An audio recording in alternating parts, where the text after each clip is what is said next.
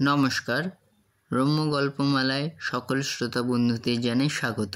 আপনাদের সাথে আমি রম্য মাইতি আজ পরিবেশন করতে চলেছি সাহিত্যিক সুব্রত ভট্টাচার্যের লেখা রহস্য গল্প মরুভূমিতে ছেলে ধরা। অঙ্কনে দিলীপ দাস, গল্প পাঠে আমি রম্য মাইতি। শোনাতে চলেছি আজকের গল্প মরুভূমিতে ছেলে ধরা। রাজস্থানের থর মরুভূমি দেখার ভীষণ ইচ্ছে দ্বীপের। বিশেষ করে এই মরুভূমির সারি সারি উটের ছবি যেখানেই ও দেখে সেখানে কিছুক্ষণ দাঁড়িয়ে পড়ে। তাছাড়া সত্যজিৎ রায়ের সোনার কেল্লা সিনেমাটা দেখার পর থেকে ওকে ওই থর মরুভূমি আর সোনার কেল্লা বারবার হাতছানি দিয়ে ডাকে। কতদিন ঘুমের মধ্যে দেখেছে ও যেন ধু ধু মরুভূমিতে একা একটা উটে চেপে দূরে কোথাও চলছে। তারপর মায়ের কথা ভেবেই ওর ঘুম ভেঙে যায়। হঠাৎই একদিন বাবা অফিস থেকে এসে মাকে বললেন, আজ অফিসে দাদার একটা চিঠি পেলাম। চিঠিতে দাদা লিখেছে ও বোধহয় খুব শিগগিরই জয়সলমীর থেকে বদলি হচ্ছে। যদি আমাদের সময় হয় ও থাকতে থাকতে যেন রাজস্থানের জয়সলমীরটা ঘুরে আসি। বিশেষ করে দ্বীপের থর আর সোনার কেল্লা দেখার ইচ্ছেটা তাহলে পূরণ হয়। মা বাবার মুখের দিকে তাকিয়ে বললেন, তুমি কি ভাবছো? বাবা মোজা খুলতে খুলতে বললেন, তা একবার ঘুরে আসা যেতেই পারে। দ্বীপের তো কাছাকাছি কোনো পরীক্ষাও নেই, আর সময়টাও শীতের শেষ, ফেব্রুয়ারি মাস। মা বললেন, তাছাড়া অনেক দিনই তো কোথাও যাওয়া হয়নি। দাদা থাকতে থাকতেই চলো জয়সলমীরটা ঘুরে আসি। রাজস্থান যাওয়ার ট্রেনে চেপে দ্বীপ আর খুশি চেপে রাখতে পারে না। বারবার ছোট কাকাকে জিজ্ঞেস করে, আচ্ছা ছোট কাকা, ঠিক করে বলোই না, আমরা ওখানে কদিন থাকবো? ছোট কাকা বাইরে থেকে চোখটা সরিয়ে এনে বললেন, তা তো আমার জানা নেই। দাদা আমাকে বলল তুই দিন কুড়ির জন্য অফিস থেকে ছুটি নে। তাই দিন কুড়ির ছুটি নিয়েই তোদের সঙ্গে বেরিয়ে পড়লাম। দীপ আবদার করে বলল, কেন তুমি বাবাকে তারপর আর জিজ্ঞেস করনি যে আমরা ওখানে কদিন থাকবো? ধরো যদি ওখানে আমাদের আরও কিছুদিন সময় লাগে, যদি সোনার কেল্লা আর জয়সলমীর শহরটা দেখে খুব ভালো লেগে যায়। হাসতে হাসতে ছোট কাকা বললেন, ভালো লাগলে থাকা যাবে, এর জন্য আবার ভাববার কি আছে? কিন্তু তোর কোনো রহস্যের সন্ধানের জন্য আটকে গিয়ে ছুটি নষ্ট করা যাবে না কিন্তু, বলে দিচ্ছি।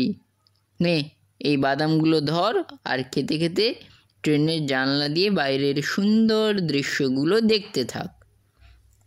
দীপ ছোট কাকার হাত থেকে বাদামের ঠোঙাটা নিয়ে বলল, জয়সলমীর তো ছোট্ট একটা শহর, ওখানে ঝুট ঝামেলার মানুষই নেই, বেশিরভাগ লোক গরিব। ভ্রমণার্থীদের উট চড়িয়ে অথবা অটো ডাঙায় ঘুরিয়ে দিন যাপন করে, আমি কোনো একটা বইয়ে পড়েছিলাম। দ্বীপেরা ট্রেনের যে দিকের বাঙ্কটায় বসে ঠিক তার উল্টো দিকের উপরের বাঙ্ক থেকে এক ভদ্রলোক হিন্দি মেশানো বাংলায় ছোট কাকাকে জিজ্ঞেস করলেন, আপনারা কি জয়সলমের বেড়াতে যাচ্ছেন? ছোট কাকা একটা বাদামের চোকলা ছাড়াতে ছাড়াতে বললেন, হ্যাঁ, কেন বলুন তো? ভদ্রলোক দ্বীপের দিকে তাকিয়ে বলল, খোকা বাবুর মুখে বারবার জয়সলমীরের কথা শুনছিলাম কি না, তাই। তাছাড়া জয়সলমীর তো আমার দেশকা আছে। ছোট কাকা এবার হাসতে হাসতে বললেন, ও তাই বলুন। ভদ্রলোক এবার দীপকে জিজ্ঞেস করলো, তোমরা কোথায় উঠছো খোকা বাবু? জ্যাঠামশাইয়ের ঠিকানাটা দীপের ঠিকমতো জানা নেই, তাই ছোট কাকার দিকে দীপ তাকাতেই ছোট কাকা বললেন, জয়সলমীরে আমাদের একজন রিলেটিভ আছেন, তার বাড়িতে উঠব। এখনও পর্যন্ত এটাই ঠিক করা আছে, ঠিকানাটা ঠিক জানা নেই। ভদ্রলোক জিজ্ঞেস করলেন, রিলেটিভের কি নাম বলুন তো? মিস্টার সান্যাল, ছোট কাকা বললেন। ভদ্রলোক ছোট কাকার ঠিক ঠিক উত্তর দেওয়ার ইচ্ছে নেই বুঝতে পেরে বলল, ঠিক আছে, জয়সলমীরে দেখা হবে। খোকাবাবু, জয়সলমীরে উঠে চড়তে যাবে তো? খুব ভালো লাগবে। আর সোনার কেল্লায় ভি বহুত দেখবার জিনিস আছে, যেতে ভুলবে না। বলেই একটা চাদর টেনে নিয়ে লোকটা লম্বা হয়ে শুয়ে পড়ল এবং খানিক বাদেই নাক ডাকতে আরম্ভ করল। ট্রেনে যোধপুরে নেমে তারপর সেখান থেকে বাস ধরে দ্বীপেরা জয়সলমীর পৌঁছল।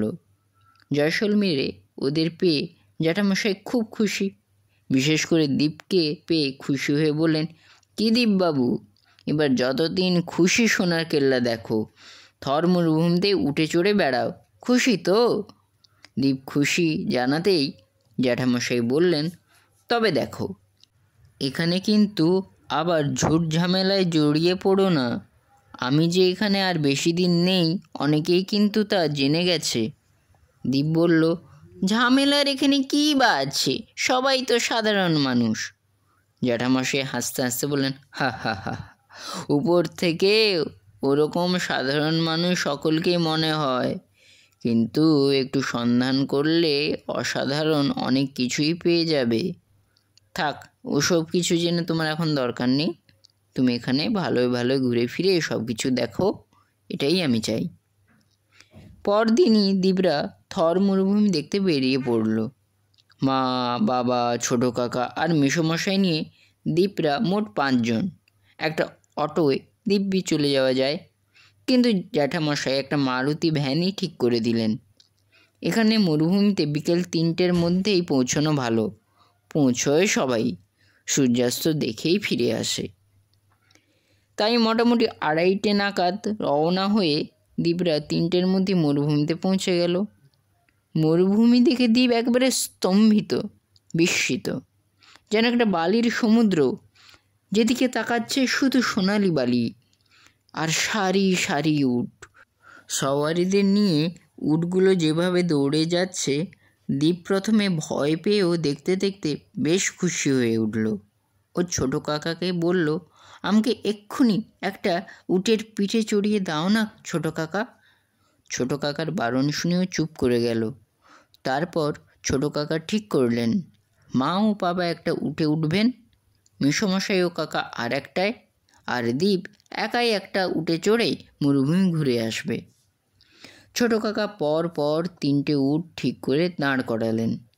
প্রথম উটটা মা আর বাবাকে নিয়ে বসা অবস্থা থেকে 3টে ঝাঁকুনি দিয়ে যেই উঠে দাঁড়ালো, অমনি ভীষণ চিৎকার করে উটের গা বেয়ে মা পিছলে পড়ে যাচ্ছেন দেখে উটের চালক উটটাকে আবার বসিয়ে মাকে নামিয়ে দিল আর মাকে উটের পিঠে চড়তে বারণ করল। এসব ঘটনা যখন ঘটছে, হঠাৎই একজন উট চালক একটা উট নিয়ে এসে দ্বীপের জন্য ঠিক করা উট চালকের কানে কানে বলতেই সেই উট চালক সরে গিয়ে নতুন উট চালককে জায়গা করে দিল। সঙ্গে সঙ্গে নতুন উট চালক বলল, খোকা বাবু, তুম बैठिए বলে উটের পিঠে দ্বীপকে তুলে দ্বীপ কিছু বুঝবার আগেই উটটাকে বেশ জোরে ছুটিয়ে দিল। দ্বীপ কিছুটা গিয়ে ছোট কাকা বলে চিৎকার করলো। ওই ভিড়ের মাঝে দ্বীপের চিৎকারে কেউ কান দিল না।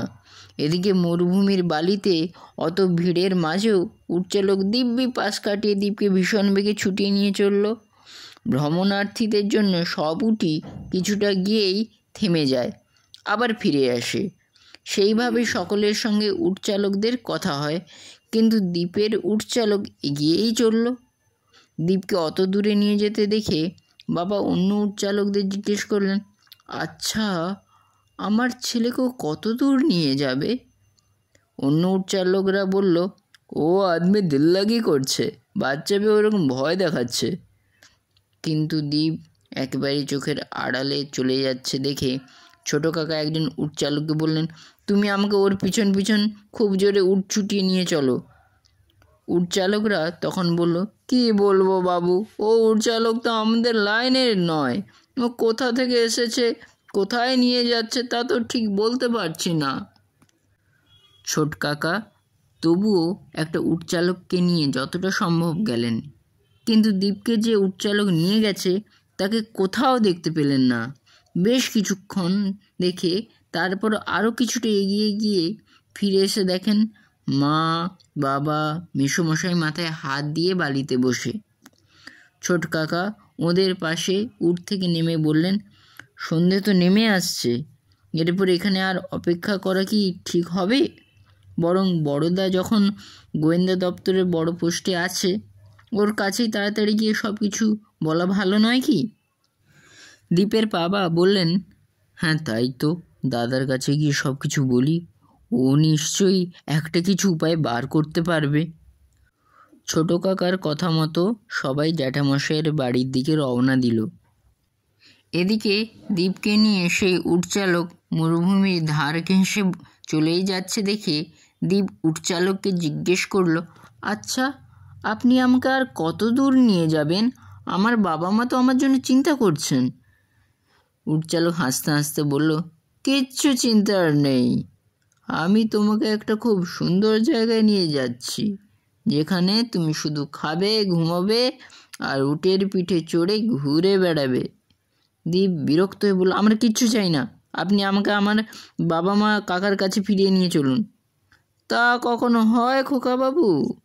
একবার তুমি যখন রহমতের হাতে ধরা পড়েছ, তোমার কি আর রেহাই আছে? রহমত হাসতে হাসতে বলল। দীপ বুঝলো লোকটা সুবিধের নয়, ও কোনো খারাপ চক্রের পাল্লায় পড়ে গেছে। এখন একে আর অনুনয় বিনয় করে কোনো কাজ নেই।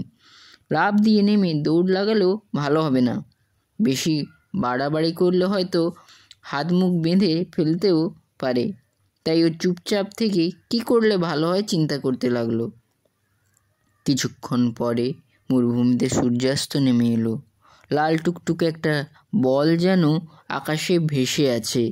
বলটা দীপকে যেন হাতছানি দিয়ে ডাকছে। ওর মন এখন ভালো নেই, তেষ্টায় গলা শুকিয়ে আসছে আর খিদেও পেয়েছে। তবুও লোকটাকে কিছু বলতে ইচ্ছে হলো না তার। অথচ ছোট কাকার সঙ্গে থাকলে এরকম দৃশ্য দেখে কত আলোচনাই না করতেন। এখন ওর এসব কিছুই ভালো লাগছে না। আস্তে আস্তে লাল বলটা কোথায় যেন হারিয়ে গেল। একটা গাঢ় অন্ধকার ওদের ঘিরে ধরলো। বেশ কিছুটা গিয়ে মরুভূমি ছেড়ে একটা গ্রাম দ্বীপের নজরে পড়ল। উটচালক এবার নিজের মনে বলল, যাক, তাহলে ঠিক ঠিক পৌঁছে গেলাম। আরও কিছুটা গিয়ে একটা বাড়ির সামনে দাঁড়িয়ে পড়ে, বেরজু ভাই, বাড়ি আছো? বলে রহমত চিৎকার করে ডাকলো। হঠাৎ বাড়িটার একটা ঘরে আলো জ্বলে উঠল। তারপর সদর দরজা খুলে একজন লোক বেরিয়ে এলো। দীপ দেখল লোকটার প্রায় গোটা মাথাটা জুড়েই টাক, কিন্তু মুখ ভর্তি কাঁচা পাকার দাড়ি, নাকের কাছটায় ধারালো কিছু দিয়ে আঘাতের চিহ্ন। লোকটা কাছে আসতেই রহমত বলল, বেরজু ওস্তাদ, কাজ হাসিল, এবার আমার পেমেন্ট। বেরজু এবার মুখে আলগা হাসি রেখে বলল, পেমেন্ট তো পাবেই, আগে সামান দেখি, জল টল খাও। কত দূর থেকে ছেলেটাকে নিয়ে এসেছো, ওকে কিছু খেতে দিই? বলে জোর করে দীপকে উটের পিঠ থেকে নামিয়ে রহমতকে সঙ্গে নিয়ে বাড়ির ভেতরে ঢুকলো। বাড়ির ভিতরে ঢুকে দীপ অবাক। বাইরে থেকে টিমটিমে আলোয় কিছুই বোঝা যাচ্ছিল না। বাড়ির ভিতরটা যেন রাজপ্রাসাদ, কত দামি দামি আসবাবপত্র। দীপকে বসিয়ে ওরা কী সব বলা বলি করতে করতে ভিতরে গেল। দীপ ভাবলো এই ফাঁকে পালালে হয়, কিন্তু সব কটা গেটেই তো বিরজু লোকটা তালা দিয়ে ঢুকলো। তাই এই সিদ্ধান্ত নেওয়াটা ঠিক হবে না, স্বাভাবিক থাকাটাই বুদ্ধিমানের কাজ। তাই ওরা খাবার নিয়ে এলে ইচ্ছে না থাকলেও দীপ যতটুকু পারলো খেলো। তারপর ওরা চলে যেতে ঘুমিয়ে পড়ল। কাকা সবাইকে নিয়ে যখন জ্যাঠামশাইয়ের বাড়ি ফিরে এলেন তখন রাত প্রায় 9টা। জ্যাঠামশাই বাড়িতেই ছিলেন। ওদের অত দেরি দেখে বাড়ি ফিরতে দেখে তাড়াতাড়ি দরজা খুলে জিজ্ঞেস করলেন, কী ব্যাপার, তোদের এত দেরি হলো? তারপর ছোট কাকার মুখে সব শুনে জ্যাঠামশাই কিছুক্ষণ গম্ভীর থেকে বললেন, একটা শিশু পাচারকারী দলের কথা আমার মনে পড়ছে। একবার ওরা ট্রাক করে লঙ্কার বস্তার নিচে দুটো পেটিতে 4টি শিশুকে নিয়ে পাকিস্তান হয়ে আরবের দিকে রওনা দিচ্ছিল। আমি ধরে ফেলে শিশু 4টিকে উদ্ধার করে ওদের মা বাবার কাছে পাঠিয়ে দিয়েছিলাম। ওই দলের পান্ডার নামটাও মনে পড়ছে, খুব সম্ভবত হুকুম সিং। তারপর কিছুদিন এসব কাজ বন্ধ ছিল, হালে আবার শুরু হয়েছে। 2-1জন ভ্রমণার্থীর ছেলে মেয়েও নিখোঁজ হয়েছে শুনেছি। এই খবর আমি আমার বন্ধু তুখোড় গোয়েন্দা নারায়ণ শর্মাকেও জানিয়েছিলাম। ও একবার এখানে আসবেও বলেছে, কিন্তু কবে আসবে সেই কথা ভেবে হাত পা গুটিয়ে বসে থাকাটা বোধহয় ঠিক হবে না। তাড়াতাড়ি কিছু একটা করা দরকার। ঠিক আছে, তোরা হাত পা ধুয়ে খেয়ে দিয়ে বিশ্রাম কর, আমি দেখছি কি করা যায়। পরদিন ভোর হতেই জ্যাঠামশাই জিপ নিয়ে বেরিয়ে গেলেন। অনেক বেলায়, প্রায় দুপুর পার করে ফিরে এলেন। কাকা জিজ্ঞেস করতে জ্যাঠামশাই বললেন, বর্ডার এলাকার জায়গার নজর রাখতে বলেছি, প্রত্যেকটা থানায় জানানো হয়েছে। শিশু পাচারকারীদের গোপন আস্তানাগুলোয় লোক পাঠানো হয়েছে। বাবা বললেন, ছেলেটাকে ফিরে পাওয়া যাবে তো দাদা? জ্যাঠামশাই বাবার মুখের দিকে তাকিয়ে নীরব থেকে গেলেন। মা বারবার আঁচল দিয়ে চোখ মুছছেন দেখে জ্যাঠামশাই বললেন, অত ভয়ে পাওয়ার কিছু হয়নি বৌমা, তুমি অত ভেঙে পড়ো না। দীপ কি শুধু তোমাদের ছেলে, আমার কেউ নয়? মা আর থাকতে পারলেন না, চোখ মুছতে মুছতে অন্য আরেকটা ঘরে চলে গেলেন। দুপুরে কিছুক্ষণ বিশ্রাম করে জ্যাঠামশাই ছোটো কাকাকে বললেন, একবার চলো তো আমার সঙ্গে মরুভূমির যে জায়গাটা থেকে দীপকে ওরা তুলে নিয়ে গিয়েছিল, এবং যতদূর পর্যন্ত ওই উটচালক আর দীপকে তোরা দেখেছিস সেই জায়গাগুলো একবার দেখে আসি। এছাড়া যারা যারা ওখানে উট চালায় তাদের সঙ্গে একটু আলাপ করে আসি। ছোটো কাকাকে জামা প্যান্ট পরে তৈরি হতে দেখে মেসোমশাই বললেন, আমিও কি আপনাদের সঙ্গে যেতে পারি দাদা? আপনার কোনো আপত্তি নেই তো? জ্যাঠামশাই বললেন, আপত্তির কিছু নেই, কিন্তু দীপের বাবা মার যা অবস্থা, তাতে করে এখন ওদের পাশে একজনের থাকাটাই উচিত। দীপের মাও পায়ে পায়ে এসে বললেন, আমার কি মনে হয় দাদা, আমাদের এই যাত্রাটাই বোধহয় ভালো হয়নি। আমি যখন ইউটের পিঠ থেকে পড়ে যাচ্ছিলাম তখনই আমার মনে হয়েছিল আমাদের সামনে একটা বড় রকমের বিপদ অপেক্ষা করছে। ঠিক তাই হলো। বলেই হাউ হাউ করে কেঁদে উঠলেন। জ্যাঠামশাই বললেন, বিপদের সময় এইভাবে ভেঙে পড়লে হয় বৌমা? সব সময় জানবে দীপকে আমি আমার নিজের প্রাণের চেয়েও বেশি ভালোবাসি। এই যে বিয়ে থা না করে আমি আজ এখানে কাল সেখানে সিবিআই অফিসার হয়ে ঘুরে বেড়াচ্ছি, সেও তো ওই দীপেরই মুখ চেয়ে। আমার সে শক্তি দিয়েও আমি ওকে খুঁজে বের করব। হঠাৎই দীপের ঘুম ভেঙে যেতে দেখলো ওর হাত মুখ বাঁধা, আর কানে ভেসে এলো কি একজন বলছে, ছেলেটার পক্ষে ঘুমের ওষুধের মাত্রাটা একটু বেশি হয়ে গেছে। বেলা প্রায় 12টা বাজে, ছেলেটা এখনও কেমন অঘোরে ঘুমোচ্ছে। শেষ পর্যন্ত জ্ঞান ফিরবে তো বীরজু ওস্তাদ? বীরজু হাসতে হাসতে বলল, আমি ইচ্ছে করেই ওষুধের মাত্রাটা একটু বেশি দিয়েছি। দেখলাম ছেলেটা বেশ শক্তপোক্ত, জেগে থাকলে যদি আমাদের কথার অবাধ্য হয়ে কিছু করে বসে, ভালোই ভালোই হুকুম সিংয়ের ডেরায় পৌঁছে দিতে পারলেই তো আমাদের কাজ শেষ। আর মোটা বকশিস আছে রহমত ভাই। রহমত বলল, আচ্ছা, মরুভূমিতে এত ছেলে মেয়ে থাকতে হুকুম সিং এই ছেলেটাকেই ধরবার জন্য আমাদের আদেশ দিল কেন বলো তো? বীরজু ওস্তাদ গলাটা একটু নামিয়ে বলল, আমি যতদূর জানি এর জ্যাঠামশাই মিস্টার সান্যাল জয়সলমীর শহরের বড় গোয়েন্দা। উনি একবার হুকুম সিংজির 4 পাচার করা ছেলেকে শুকনো লঙ্কার বস্তার তলায় পেটি থেকে উদ্ধার করে পুলিশের হাতে তুলে দেন। সেই থেকে প্রতিশোধ নেওয়ার জন্য সিংজি ওত পেতে বসেছিল, তাই সুযোগ বুঝে ঠিক ওর ভাইপোকেই আমাদের দিয়ে গায়েব করে দিল। একবার যদি পাকিস্তান হয়ে আরবে পাঠিয়ে দিতে পারে তো কয়েক লাখ টাকা। কয়েক লাখ বলে রহমত চিৎকার করতেই বীরজু ধমক দিয়ে বলল, আস্তে আস্তে, কোথায় কে শুনে ফেলবে, একবারে কেলেঙ্কারি কাণ্ড হয়ে যাবে। দ্বীপের কাছে এখন জলের মতো পরিষ্কার যে ও একটা আন্তর্জাতিক শিশু পাচারকারী চক্রের হাতে পড়ে গেছে। এই ভয়ানক চক্রের হাত থেকে যেভাবেই হোক ওকে উদ্ধার পেতে হবে। হেরে গেলে চলবে না। কেননা ছোট কাকা এখানে আসার আগের দিন বলেছিলেন, রাজস্থানে গেলে পুতুল নাচ দেখতে একদম ভুলবি না দীপ। ওরা এখানকার লোক সংস্কৃতি ওদের ওই পুতুল নাচের মধ্য দিয়েই বাঁচিয়ে রেখেছে। যেমন ধর রাজপুতদের রানা প্রতাপের কাহিনী। রানা প্রতাপ মুঘলদের কাছে কিছুতেই হার মানেননি। দিনের পর দিন পাহাড়ে পাহাড়ে ঘুরে বেড়িয়ে বাজরার রুটি খেয়ে আর এক ফোঁটা জলের জন্য মাইলের পর মাইল হেঁটে কষ্ট করেছেন, তবুও মুঘলদের বশ্যতা স্বীকার করেননি। এইসব কাহিনী রাজস্থানের দক্ষ বাজিকরেরা পুতুল নাচের মধ্য দিয়ে দেখিয়ে থাকেন। টাঙ্গায় যেতে যেতে এসব ভাবতে ভাবতে দীপ হঠাৎ দেখল পিছন থেকে আর একটা টাঙ্গায় দুজন রাজস্থানী বয়স্ক লোককে নিয়ে পিছন পিছন আসছে। টাঙ্গাটা কিছুক্ষণ আসার পর পিছনের টাঙ্গা থেকে একজন বয়স্ক রাজস্থানী সামনের টাঙ্গায় বসা সওয়ারিদের সঙ্গে কুশল বিনিময় করল। তারপর কথা বলতে বলতে ওরা জানালো ওরা দুজনেই সামনের টাঙ্গায় সওয়ারিদের কাছের গ্রামেই থাকে। কিছুক্ষণ পরে একটা চায়ের দোকান দেখতে পেয়ে দোকানের সামনে দুটো টাঙ্গাই থেমে গেল। চায়ের দোকানের খুব কাছেই টাঙ্গা দুটো দাঁড়িয়ে আছে দেখে দীপ ওদের কথা শুনবার জন্য খুব কষ্ট করে জানলার কাছে ওর মাথাটা নিয়ে গেল। দুটো টাঙ্গা থেকে একে একে চারজন সওয়ারি নেমে চায়ের দোকানটি উদ্দেশ্য করে চা আর নাস্তার অর্ডার দিল।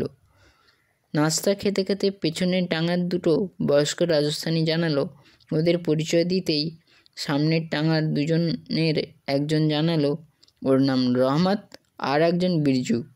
আলাপ হতেই দুজু পক্ষ খুব খুশি।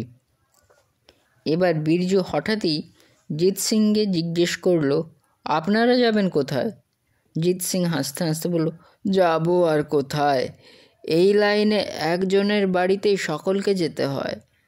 বিরজু অবাক হয়ে জিজ্ঞেস করলো, কে বলুন তো? জিৎ সিং ভীষণ শ্রদ্ধার সঙ্গে জানালো, আমাদের এই লাইনের ভগবান হুকুম সিং। সঙ্গে সঙ্গে দুপা এগিয়ে এসে ভালোভাবে জিৎ সিংকে লক্ষ্য করে বলল, মার দিয়া কেল্লা, তা ওস্তাদ আপনাদের উদ্দেশ্য? জিৎ সিং বলল, উদ্দেশ্য তো কোনো কাজ আছে কি না খবর নেওয়া। হুকুম সিং তো আমাদের দিয়ে এই শিশু কিশোরকে আরবে পাচার করে থাকেন। বিরজু এবার আর না থাকতে পেরে জিৎ সিংকে জড়িয়ে ধরে বলল, মিলবে মিলবে, জরুর কাজ মিলবে। হুকুম সিংজি আমাদের মাথার উপর থাকলে আমাদের কি কোনো অভাব থাকে ওস্তাদ? আমরা গেলেই আপনাদের কাম মিলবে। জিৎ সিং বিরজুকে বুকে জড়িয়ে বলল, সচ বাত, কিছু কি খবর আছে? জরুর, আমাদের টাঙ্গাতেই তো আমরা একটা ছেলেকে নিয়ে যাচ্ছি। আমরা পৌঁছলেই চারটে ছেলে মেয়ে হয়ে যাবে। হুকুম সিংজি তো প্রতিবারই 4টে করে শিশু কিশোরকে আরবে পাচার করেন। জিৎ সিং এবার কপালে হাত ঠেকিয়ে বলল, ভগবানের শেষ দয়া, বহুদিন কোনো কাম কাজ না পেয়ে একদম ভুখা মরে যাচ্ছিলাম। চলুন এবার টাঙ্গায় গিয়ে বসি, তাড়াতাড়ি হুকুম সিংয়ের কাছে না পৌঁছলে তো ওস্তাদ আবার চিন্তা করবেন। বিরজু, ঠিক বাত বলে রহমতকে সঙ্গে করে টাঙ্গার দিকে রওনা দিল। অমনি জিৎ সিং আর উদয় সিং পিছন দিক থেকে বিরজু আর রহমতকে আচমকা ঘাড়ের এমন জায়গায় আঘাত করলো যে ওরা সঙ্গে সঙ্গে অজ্ঞান হয়ে মাটিতে পড়ে গেল। জিৎ সিং এবার উদয় সিংকে বলল, আর দেরি নয়, এবার ওদের দুজনের পোশাক খুলে আমরা পরে ফেলি আর আমাদেরগুলো ওদের পরিয়ে দিই। পোশাক পাল্টে জিৎ সিংহ দেখে বিরজুর জামার পকেটে ভাঁজ করা একটা সুন্দর রুমাল। রুমালটার একটা কোথায় ছোট্ট একটা উটের চিহ্ন। জিৎ সিং এবার রুমালটা খুলে আলোয় মেলে ধরতেই দেখল রুমাল ভর্তি এলোমেলোভাবে জলছবির মতো হরফে হুকুম সিংয়ে লেখা। সঙ্গে সঙ্গে জিৎ সিংহ উদয় সিংহকে বলল, পেয়ে গেছি, কাজ হাসিল হতে আর কোনো অসুবিধেই হবে না। চলো এবার ওদের দুজনকে আমাদের টাঙায় রেখে আমরা ওদের টাঙায় গিয়ে বসি আর আমাদের টাঙাটাকেই ফিরে যেতে বলি। নিজেদের টাঙাটা রওনা করিয়ে দিয়ে জিৎ সিং আর উদয় সিং বিরজুদের টাঙায় বসে টাঙা চালককে বলল, হুকুম সিংকে হাভেলি সে চালিয়ে। টাঙাটা ফের চলতে শুরু করলো। কিছু দূর গিয়ে একটা বিশাল গেটওয়ালা বাড়ির সামনে টাঙাটা থামতেই জিৎ সিংহ আর উদয় সিংহ দ্বার রক্ষীকে রুমালটা দেখাতেই দ্বার রক্ষী গেট খুলে দিল। টাঙাটা এবার একটা প্রাসাদের কাছে এসে থামলো। জিৎ সিংহ তাড়াতাড়ি দীপকে পাঁজা করে নিয়ে প্রাসাদের ভিতর ঢুকলো। হুকুম সিং প্রাসাদে বসে জিৎ সিংহ আর উদয় সিংহকে ঢুকতে দেখে বলল, আইয়ে আইয়ে, সব ঠিক হ্যায় তো? দুজনেই একসঙ্গে বলল, সব ঠিক হ্যায় ওস্তাদ, এ লিজিয়ে আপকা সামান, বলে দীপকে হুকুম সিংয়ের পায়ের কাছে রাখলো। এবার হুকুম সিং দীপকে ভালোভাবে লক্ষ্য করে জিভ দিয়ে চুকচুক চুকচুক শব্দ করে বলল, মিস্টার সান্যাল, এবার তোমার ভাইপো আমরা হাতের মুঠোয়, দেখি কি করে তুমি একে বাঁচাও। কাল ভোরেই আমি একে আরবে পাঠিয়ে দেব। বলেই মুখ থেকে খানিকটা থুতু ফেলে পা দিয়ে পিষে দিল। জিৎ সিংহ পায়ে পায়ে এগিয়ে এসে বলল, কাম তো খতম, এবার আমাদের বকশিস ওস্তাদ। জরুর জরুর, বলে হুকুম সিং একটু এগিয়ে গিয়ে একটা সিন্দুকের দিকে গেল। জিৎ সিংহ হঠাৎ বলল, তার আগে একটা কথা আছে, সবার সামনে এসব কথা বলা যাবে না, একটু বাইরে আসবেন ওস্তাদ? হুকুম সিং খুশি হয়ে বলল, চালিয়ে, বলে ওদের সঙ্গে বাইরে এসে দাঁড়ালো। সঙ্গে সঙ্গে পিছনে কোমরের কাছে পিস্তল ঠেকিয়ে জিৎ সিং বলল, তোমার খেল খতম হুকুম, একটা শব্দ করলেই কিন্তু তোমার শরীর এফোড় ওফোড় হয়ে যাবে, এবারও তুমি হেরে গেলে। বলে উদয় সিংহ ছোট একটা মোবাইল বের করে বলতে শুরু করলেন, ইন্সপেক্টর রাঠোর, আপনি দলবল নিয়ে ভিতরে আসুন। কিছুক্ষণ পরেই ভারী বুটের শব্দে চারিদিক ভরে গেল। বোঝা গেল হুকুম সিংয়ের প্রাসাদ এখন পুলিশ হেফাজতে। মিস্টার রাঠোরের হাতে হুকুম সিংকে দিয়ে জিৎ সিং পায়ে পায়ে দ্বীপের কাছে এসে বলল, দীপবাবু, এই থরভূমিতেও তোমার জন্যই আর একটা দুষ্ট লোকের দল ধরা পড়ল। দীপ জিৎ সিংহের গলার স্বরে চমকে উঠে বলল, আরে তুমি? উদয় সিংহ তাড়াতাড়ি ছুটে এসে বলল, আগে ওর বাঁধন খুলে দিচ্ছি, বলে জিৎ সিংহ পাগড়ি খুলে দ্বীপের সামনে বসতেই দীপ বলল, নারায়ণ কাকু, তুমিও এখানে? এতক্ষণ তোমায় আমি একদম চিনতে পারিনি। নারায়ণ শর্মা হাসতে হাসতে বললেন, আচ্ছা, আর এবার বলো তো এনিকে? দীপ খুব ভালোভাবে লক্ষ্য করে, জ্যাঠামশাই না, বলেই লাফ দিয়ে উঠে দাঁড়িয়ে উদয় সিংহকে জড়িয়ে ধরল। নারায়ণ শর্মা পায়ে পায়ে এগিয়ে বলল, তোমার জ্যাঠামশাইকে জড়িয়ে ধরে রাখলেই হবে দীপ, গোয়েন্দাদের তো শত্রুর শেষ রাখতে নেই, চলো মিস্টার রাঠোরের সাথে আমরা দেখা করি। দীপ বলল, আগে তুমি বলো নারায়ণ কাকু, তোমরা এখানে কিভাবে এলে? নারায়ণ শর্মা বললেন, জয়সলমীরে তোমার জ্যাঠামশাইয়ের বাড়িতে এসে শুনলাম থর মরুভূমি থেকে তুমি নিখোঁজ হয়েছ। তাই থরের 2-4 উটচালককে পুলিশের কাছে একদিন নিয়ে গিয়ে 2-4 ঘা দিতেই ওরা রহমত আর বীরজুর ঠিকানা দেয়। তারপর পুলিশ থানার মাধ্যমে একটা টাঙা জোগাড় করে রাজস্থানী পোশাক পরে আমরা প্রথমে রহমত, তারপর বীরজুর বাড়ির পাশে লুকিয়ে ওদের লক্ষ্য করি। যেদিন তোমার হাত পা বেঁধে তোমাকে নিয়ে রহমত ও বীরজু টাঙায় করে রওনা দেয়, সেদিন বেশ কিছুটা দূরত্ব বজায় রেখে আমরাও এগিয়ে চলি। তারপরের ঘটনা তো তুমি লক্ষ্য করেছো। তোমার চোখ কান যখন খোলা ছিল, তখন তোমার মতো বুদ্ধিমান রহস্য সন্ধানী ছেলেকে আশা করি আর বলে বোঝাতে হবে না। এখন চলো তাড়াতাড়ি আমরা মিস্টার রাঠোরের সঙ্গে দেখা করে তাঁর জিপে গিয়ে বসি। পুলিশেরা এক্ষুনি আরও 3 ছেলে মেয়েকে নিয়ে এসে যাবে। ওই 3জনকেও তোমার মতো আরবে পাঠাবার ব্যবস্থা করা হয়েছিল। তবে তোমাকে আবারও বলি, এ যাত্রাও কিন্তু তোমার জন্যই আর একদল শয়তানকে ধরা গেল। বলেই নারায়ণ শর্মা দীপ আর দীপের জ্যাঠামশাইকে সঙ্গে নিয়ে প্রাসাদের বাইরে মিস্টার রাঠোরের জিপের দিকে এগিয়ে গেলেন। কেমন লাগলো আজকের এই গল্প? কমেন্ট বক্সে অবশ্যই লিখে জানান। পরবর্তীকালে নিত্য নতুন নানা স্বাদের গল্প শুনতে এখনই আমার চ্যানেলটি সাবস্ক্রাইব করে আমার পাশে থাকুন। ধন্যবাদ।